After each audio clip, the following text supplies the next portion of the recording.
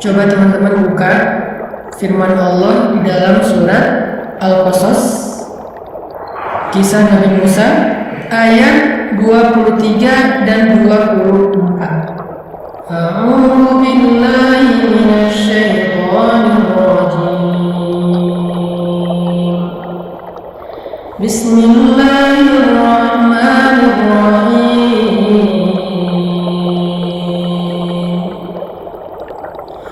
Walamma warada ma'a Madyan wajada alaihi ummatan minan nasi yasqun wa wajada min dunihim imra'atayn tadudan qala ma khatubukuma qalata la nasqi hatta yusdira ar-ri'a wa abuna shaykhun kabir fasaqa lahuma thumma tawalla ila adh-dhill faqala rabbi inni lima anzalta ilayya min khairin faqir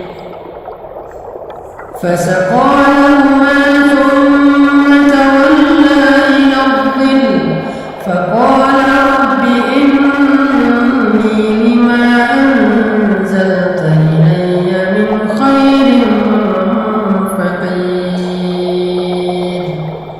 Subhanallah. Dan ketika Musa sampai di sebuah oasis di daerah Madyan, dan ketika Musa sampai di sebuah oasis di daerah Madyan, Madyan itu kalau sekarang adalah kawasan Yordania, maka Musa mendapati di oasis itu sekelompok orang sedang memberi minum kepada ternak mereka. Lalu Musa melihat di belakang sekelompok orang itu ada dua perempuan yang sedang menunggu. Lalu Musa datang kepada mereka berdua dan bertanya, "Ma khatbukuma?" Apa masalah kalian yang bisa saya bantu? Kedua perempuan itu berkata, "La nasqi hatta yusdira ar-ri'a." Kami tidak bisa memberi minuman ternak-ternak kami sampai para penggembala itu selesai dengan urusan mereka. Wa abuna shaykhun kabir, dan ayah kami adalah orang yang sudah tua dan tidak mampu memberi minuman kepada ternak. Fasaqa lahuma summa tawalla ila adh-dhill. Maka Musa pun membantu kedua perempuan itu untuk memberi minuman ternak mereka. Kemudian Musa beristirahat di bawah sebuah pohon. Faqala, lalu dia berdoa, "Rabbi, inni lima anzalta ilayya min khairin faqir." Ya Rabbi, sesungguhnya aku sangat membutuhkan kebaikan yang Engkau turunkan kepadaku.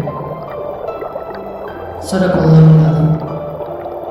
Kisah yang kita baca ini adalah kisah cinta Nabi Musa dengan calon istrinya. Kisah pertemuan Nabi Musa dengan istri beliau. Ceritanya adalah Nabi Musa lari dari Mesir karena ada kasus di Mesir. Waktu itu Nabi Musa nggak sengaja ngedorong orang Mesir terus mati. Karena Nabi Musa ini terkenal sebagai nabi yang sangat kuat, nabi yang sangat tangguh, nabi yang sangat perkasa gitu, sehingga tenaga beliau itu di atas rata-rata. Suatu ketika Nabi Musa lagi jalan di antara jalan-jalan di dalam kota Mesir, kota Memphis, ibu kotanya Mesir waktu itu. Sekarang Memphis itu udah jadi nama lain, yaitu Kairo. Lagi jalan-jalan di Kairo, tiba-tiba Nabi Musa ngelihat ada dua orang laki-laki berantem, yang satu budak, yang satu orang merdeka. Budak ini Bani Israel, yang merdeka itu orang Mesir atau Egyptian, orang Kipti. Ketika mendekat, ternyata orang Kipti ini arogan. Orang Kipti ini sombong. Dia memperlakukan Bani Israel secara gak fair, sehingga Nabi Musa mengingatkan dia, menasihati dia, tapi dia gak terima. Akhirnya dia mencoba untuk memukul Nabi Musa. Nabi Musa pun menahan diri dengan cara mendorong. Pas didorong sama Nabi Musa, mungkin gak sengaja terlalu keras, orang itu tiba-tiba jatuh dan mati. Sehingga gara-gara gak sengaja membunuh orang Kipti, Egyptian, akhirnya Nabi Musa menjadi buron, dikejar-kejar sama militer Fir'aun di Mesir. Maka Nabi Musa pun lari keluar dari Mesir, tapi nggak tahu mau kemana. Karena sebelumnya Nabi Musa belum pernah keluar dari Mesir. Apa kata Nabi Musa ketika keluar dari Mesir? Rabbi, asa ayyahdiyani sawa'as sabil. Semoga Tuhanku akan memberiku petunjuk kepada jalan yang lurus. Jadi Nabi Musa mengawali perjalanannya dengan doa safar. Nah, ketika Nabi Musa sampai di daerah Madian, setelah perjalanan beberapa hari, Nabi Musa jalan kaki dengan bekal yang seadanya, pakaian seadanya, nggak pakai kendaraan. Kebayang nggak capeknya jalan dari Mesir sampai ke Yordania jalan kaki sendiri, bekal seadanya, namanya juga lari mendadak. Mungkin cuma bawa beberapa butir kurma sama air seadanya, sehingga Nabi Musa melakukan perjalanan yang sangat melelahkan. Sampai di Madian, Nabi Musa melihat sebuah oasis. Oasis itu kalau di tengah padang pasir adalah harapan.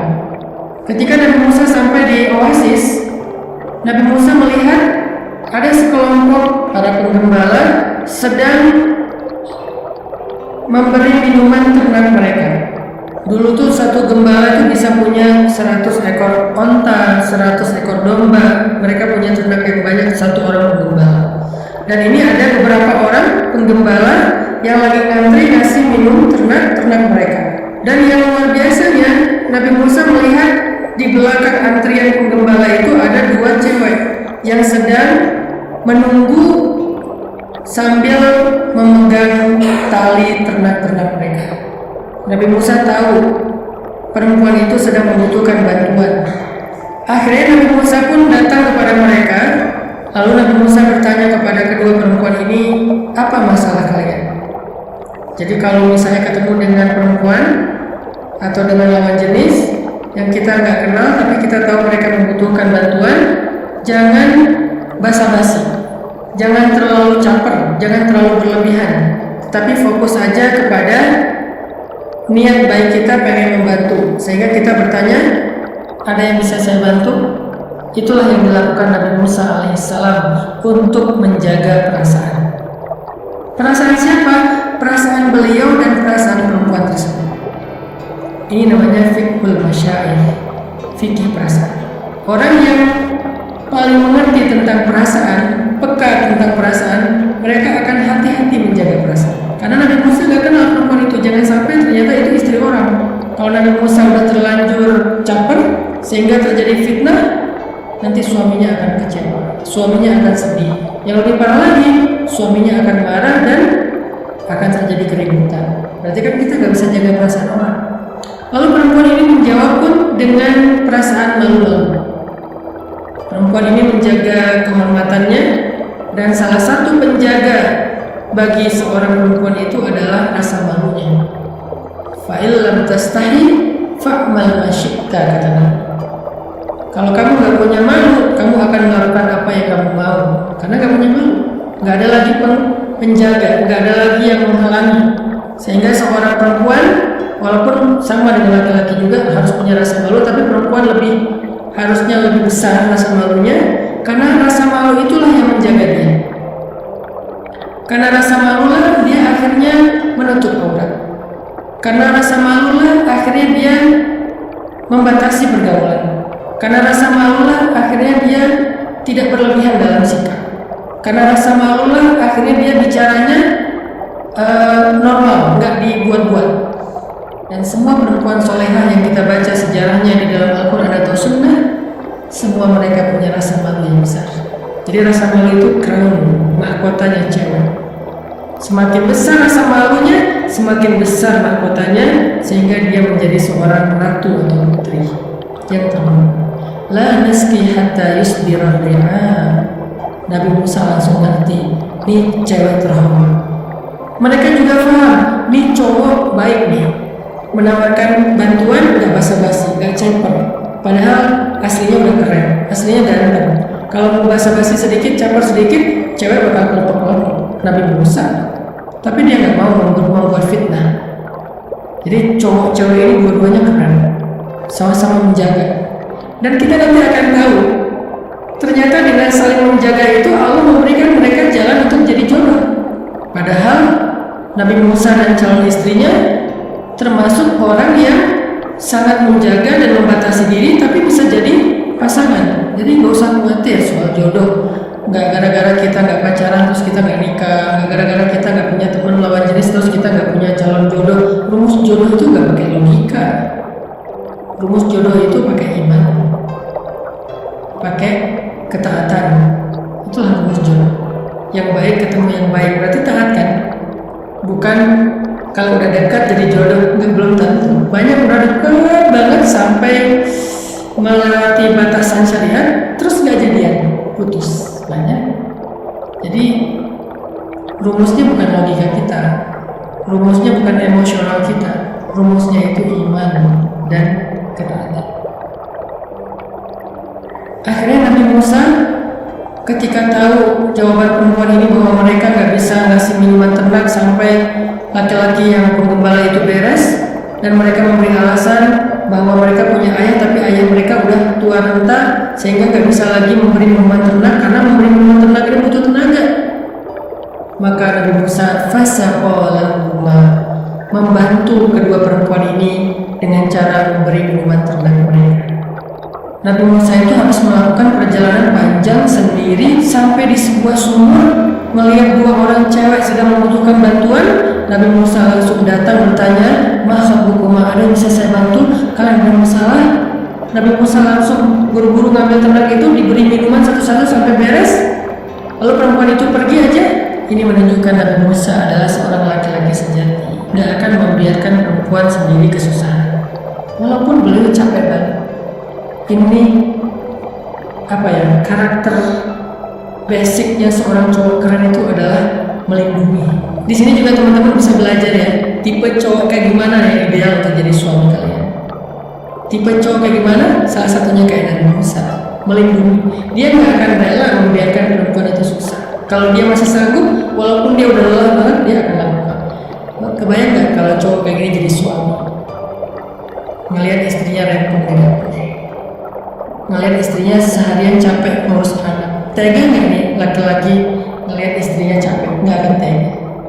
Dan buat cowok, belajarlah menjadi seperti Nabi Musa yang nggak akan tega ngebiarin cewek susah. Ketika kedua perempuan ini udah pulang ke rumahnya, Nabi Musa balik ke tempat beliau istirahat. Beliau kembali dan duduk di bawah pohon yang rindang istirahat. Dalam keadaan lapar, dalam keadaan capek, dalam keadaan ngantuk, dalam keadaan haus, Nabi Musa kemudian duduk di bawah pohon itu sambil berdoa kepada Allah. Rabbi, inni lima anzalta ilayya min khairin fakir. Wahai Rabbku, aku sangat membutuhkan kebaikan yang Engkau turunkan. Coba lihat ketika Nabi Musa berdoa, elegannya bahasa Nabi Musa ketika berdoa. Nabi Musa bilang apa? Rabbku, aku sangat membutuhkan apa yang Engkau turunkan dari kebaikan itu. Nabi Musa nggak bilang, ya Allah saya lapar, enggak. Nabi Musa nggak bilang, ya Allah saya haus, enggak. Nabi Musa nggak bilang, ya Allah saya nggak tahu harus nginep di mana malam ini, nggak ada tempat tinggal, enggak. Tapi Nabi Musa bilang, ya Rabbi, sesungguhnya aku sangat membutuhkan kebaikan yang Kau turunkan untuk aku. Apa maksudnya? Nabi Musa menyerahkan kebaikan apa yang akan Allah turunkan untuk beliau terima. Nabi Musa nggak mau mengatakan secara spesifik, walaupun boleh berdoa secara spesifik itu boleh. Tapi saking pemalunya Nabi Musa, saking gak enaknya Nabi Musa sama Allah, saking elegannya bahasa Nabi Musa, saking yakinnya Nabi Musa bahwa Allah itu pasti memberikan yang terbaik, maka Nabi Musa bilangnya, Rabbi, inni lima anzalta ilayya min khairin fakir. Disinilah kita belajar kepada Nabi Musa satu hal, belajar merasa fakir di hadapan Allah Subhanahu wa Ta'ala. Fikih perasaan, belajar perasaan fakir di hadapan Allah Subhanahu wa Ta'ala. Apa itu perasaan fakir? Perasaan gak punya apa-apa, perasaan gak bisa apa-apa tanpa Allah, perasaan butuh hanya kepada Allah. Sehingga ketika kita memiliki perasaan itu kepada Allah, merasa fakir di hadapan Allah, maka muncullah rasa syukur. Dikasih apa aja kita bersyukur, karena menurut kita semua itu baik dan kita butuh. Dikasih berapapun kita bersyukur. Tapi kalau kita ngerasa kaya di hadapan Allah, pasti standarnya beda. Susah menghargai pemberian Allah. Yang ada kita protes. Kalau kita merasa udah keren, ketika dikasih jodoh oleh Allah, kita ngerasa kayak, kok gini doang sih jodoh saya? Emang kita keren gitu? Jadilah fakir. Fakir bukan hanya soal harta, total kehidupan kita. Saya itu orang biasa aja, bukan orang hebat, bukan orang keren, bukan orang ganteng, bukan orang cantik. Sehingga saya nggak merasa harus mendapatkan pasangan yang harus kayak gini spesifik. Enggak. Jangan merasa keren di hadapan Allah. Jangan merasa kuat di hadapan Allah. Jangan merasa sempurna di hadapan Allah. Jangan merasa kaya di hadapan Allah, karena itu awal dari kedurhakaan. Sehingga Nabi Musa mengatakan, Rabbi, inni bima anzalta ilayya min khairin fakir. Setelah Nabi Musa berdoa kayak gitu, coba perhatikan lagi surah Al-Qasas ayat 25 sekarang. فَجَاءَتْهُ إِحْدَاهُمَا تَمْشِي عَلَى اسْتِحْيَاءٍ. Maka tiba-tiba datanglah salah satu dari dua perempuan tadi. Nabi Musa lagi bersandar di pohon, lapar banget, capek banget, haus banget. Baru berdoa kepada Allah, Rabbi, inni bima anzalta ilayya min khairin fakir. Langsung Allah ijabah dengan mengutus satu dari dua perempuan tadi berjalan ke arah Nabi Musa. Perhatikan kalimatnya, tamshi ala istihya, berjalan malu-malu. Ada dua pelajaran minimal di sini. Pertama, seperti yang saya sampaikan tadi, sifat perempuan yang paling soleha itu adalah sifat malu. Sehingga ketika dia bertemu dengan lawan jenis yang bukan muhrimnya, dia berjalan malu-malu. Gimana jalan malu-malu? Maju, mundur, maju lagi, aduh gimana ya, mundur lagi, aduh gimana ngomongnya ya, malu-malu. Luar biasa nih perempuan, keren banget. Dari cerita dia aja kita udah tahu betapa perempuan ini cantik, pintar, soleha, baik, keren pokoknya. Namanya calon istri Nabi, pasti keren. Pelan-pelan Nabi Musa lagi duduk bersandar istirahat. Perempuan itu mau mendekat tapi kayak malu gitu, mau ngomong tapi harus disampaikan, cuman gimana nyampein malu. Makin malu makin cantik. Ini buat cowok-cowok. Kalau cewek tadi udah tahu calon dari cowok yang keren itu gimana. Kalau sekarang buat cowok-cowok, cewek yang keren itu kayak gimana. Cewek keren malu-malu, makin malu makin cantik. Jadi cantiknya bukan fisik, cantiknya adalah karakter. Makin pemalu, makin ideal jadi istri, karena dia akan menjaga diri kita, nggak akan khawatir terhadap dia. Kita akan tenang meninggalkan rumah, pergi kerja keluar kota, karena istri kita pemalu. Walaupun malu-malu, akhirnya dia maksain diri untuk bicara. Dia bilang, qala inna abi yad'uka liyajziyaka ajra ma sabaita lana. Saya mencoba untuk menirukan intonasi maupun bahasanya, karena saya ingin mengimajinasikan saja. Bahasanya datar, nggak caper, nggak dilembut-lembutkan suaranya, nggak lirak-lirik, nggak senyum-senyum sendiri, nggak pakai emoticon, nggak pakai little love segala macam, karena belum halal. Bahasanya santai aja, datar, tapi informasinya sampai di mana datang. Inna abi yad'uka liyajziyaka ajra ma safaita lana. Ayah saya mengundang engkau ke rumah untuk mengucapkan terima kasih karena kamu sudah membantu kami. Udah gitu dong, biasa aja. Dan Nabi Musa pun faham, sehingga akhirnya Nabi Musa pun ikut jalan bersama dengan perempuan ini ke rumahnya. Sampai di rumahnya, Nabi Musa ngobrol cerita tentang kisah beliau kepada laki-laki tersebut, ayah perempuan tersebut. Lalu ketika ayah perempuan ini keluar ke belakang bertemu dengan putri-putrinya, salah satu dari perempuan ini kemudian ngomong, qalat ihdahuma ya abati, wahai ayah tersayang, wahai ayah, istajir, pekerjakanlah laki-laki itu untuk membantu ayah. Inna khairan man istajart al-qawiyyul amin. Karena yang paling baik laki-laki untuk engkau pekerjakan adalah laki-laki yang kuat dan laki-laki yang baik. Amanah. Perhatikan bahasa perempuan ini. Dia minta apa? Minta nikah? Enggak. Minta dinikahkan? Enggak. Minta apa? Minta supaya ayahnya mempekerjakan laki-laki tersebut karena menurut anaknya laki-laki itu laki-laki yang baik dan laki-laki yang kuat.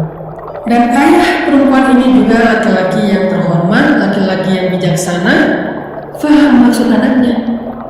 Dia faham kalau anak perempuannya tertarik dengan laki-laki tersebut. Karena kalau nggak tertarik, dia nggak akan komen kalau laki-laki itu baik dan kuat. Dia tertarik, dia memperhatikan, sehingga dia bisa menyimpulkan laki-laki itu laki-laki yang baik dan kuat dan amanah, cocok bekerja di rumah kita. Sehingga ayahnya ini langsung ngerti, oh anak saya perhatian sama laki-laki tadi. Oh anak saya kayaknya punya perasaan sama laki-laki tadi. Cuman karena dia pemalu dan menjaga kehormatan, dia ngomongnya bahasanya bahasa sindiran, elegan, kiasan. Sehingga ayahnya bilang apa kepada Nabi Musa? Di ayat 27. Inni uridu an unkihaka ihdabnatayya hatain. Aku ingin menikahkan kamu dengan salah satu dari putrinya. Sehingga akhirnya ayahnya langsung meminta Musa untuk melamar putrinya. Dan Nabi Musa juga mengenal putri itu sekilas. Tadi melihat di tempat oasis, melihat bagaimana perempuan ini akhlaknya mulia, menjaga kehormatan, rela ngantri daripada harus bercampur dengan laki-laki, dan perempuan ini juga jalannya malu-malu, sehingga Nabi Musa langsung paham bahwa perempuan ini orang baik, ayahnya juga solih, keturunan dari orang solih. Akhirnya Nabi Musa pun menerima tawaran itu dan melamar perempuan tersebut, menikah Nabi Musa di Madian atau Yordania. Udah ngerti ya maksudnya? Bagaimana menjaga perasaan, fikih, masyair. Jangan diberikan dulu perasaan itu kepada lawan jenis kalau belum halal. Jangan disampaikan dulu, jangan bilang I love you dulu, jangan bilang aku sayang sama kamu, jangan. Jaga dulu sampai waktunya tiba. Jaga perasaan dengan cara-cara yang elegan, dengan cara-cara yang terhormat.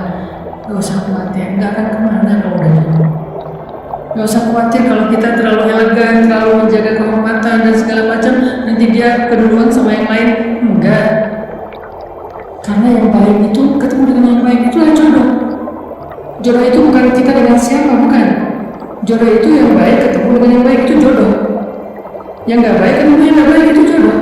Soal siapa orangnya, Allah yang tahu. Jodoh itu at-tayyibin lit-tayyibat atau at-tayyibat lit-tayyibin. Jodoh itu orang yang rajin sholat ketemu rajin sholat, mencinta Al-Quran ketemu pencinta Al-Quran, yang suka membantu orang lain ketemu dengan yang suka membantu orang lain, yang pemalu ketemu dengan pemalu, yang keren ketemu dengan yang keren. Itu jodoh. Keren di sini artinya akhlaknya. Jadi nggak usah khawatir kalau kita menjaga kehormatan, kita elegan, kita pemalu, kita menjaga diri, pasti jodoh kita juga kurang lebih kayak gitu. Kalau ada orang yang kita harapkan ternyata nggak jadi sama kita, berarti emang dia bukan jodoh kita dan dia nggak sama dengan kita dalam hal tadi. Mungkin kebaikannya, mungkin kesolehannya nggak sama. Pasangan itu kan ada kemiripan ya, sehingga bisa saling menguntungkan, sehingga klop gitu. Kalau nggak klop, namanya bukan pasangannya. Jadi teman-teman dirahmati Allah, di sini kita belajar banyak kebaikan dari kisah Nabi Musa alaihissalam.